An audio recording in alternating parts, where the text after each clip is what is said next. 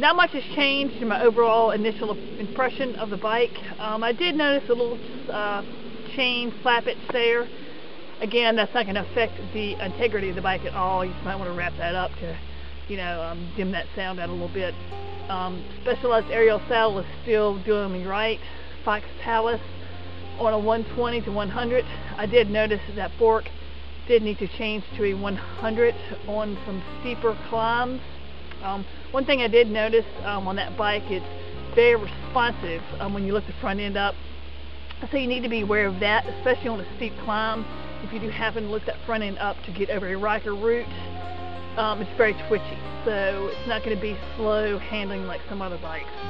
It can be good or bad depending on you, but something to acclimate to. To me, it's been great. I've enjoyed that about that bike. I like a very responsive bike, which this bike has been. It climbs great. It descends well. To be honest, I had to look back behind me to make sure I wasn't on a full suspension bike from time to time. This bike it's a great bike. I can't really fault it much, to be honest. I would say the one thing to fault would be some people probably would not like the way if you lift up on the bike, how quickly it goes up. That is an acclimation, something you have to acclimate to. But once you acclimate to that, I think it's a plus, not a negative. I think initial impressions, people might not like it too much. However, I acclimated to it rather quickly and enjoyed it. The best thing about it, for me, I like the way the bike responded. It was extraordinarily responsive, very twitchy. It was a 29er, and it rode like a 26-inch bike, i.e. it cornered well, it climbed well. It's just a very responsive, twitchy bike. Kind of an oxymoron, I guess, for a 29 that rides like a 26er, but you get a very responsive machine out of this bike. I really enjoyed that about this bike quite a bit. It would fit a wide gamut of people. I mean, you could get into a beefy little trail bike or trial bike. You could also get into a lightweight cross-country hardtail. I thought it climbed excellently. I really enjoyed it. We before we started, we played a little bit with the headset spacers and stuck to the ground. Didn't spin out. Didn't pop up off the front either. Great. Okay, very good. What about tech climbing?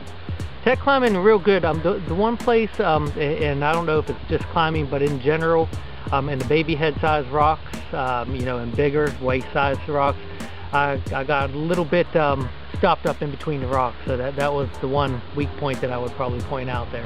Okay. Talk to me about cornering ability, like descending cornering.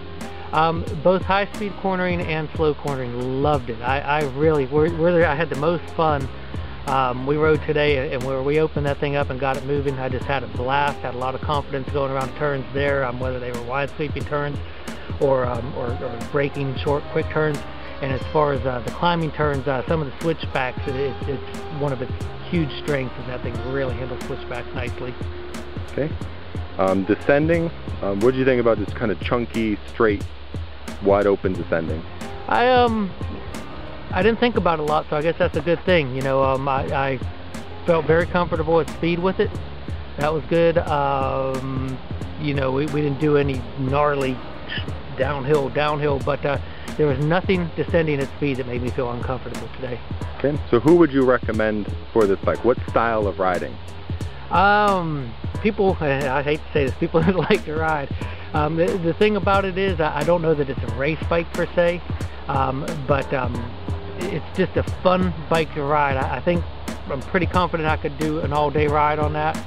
I like to get out in the woods.